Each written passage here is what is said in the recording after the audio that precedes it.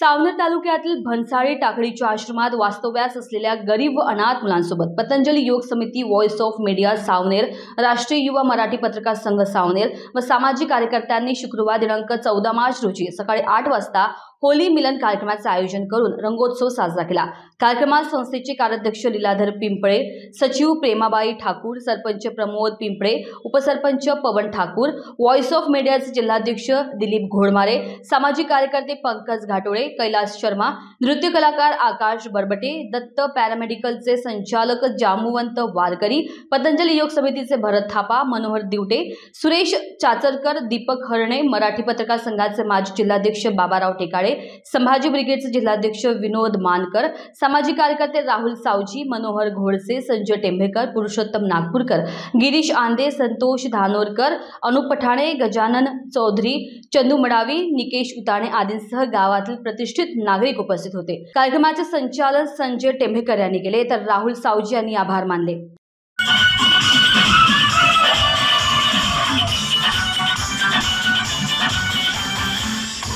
की थाली में चूना परोसा, सोने की थाली में चूना परोसा, सोने की थाली में,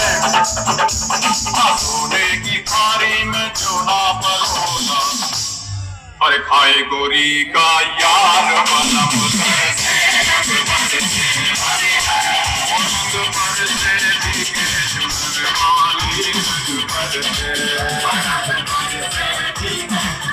इंडिया न्यूज TV 24 करिता चंदू मडावी, सावनेर।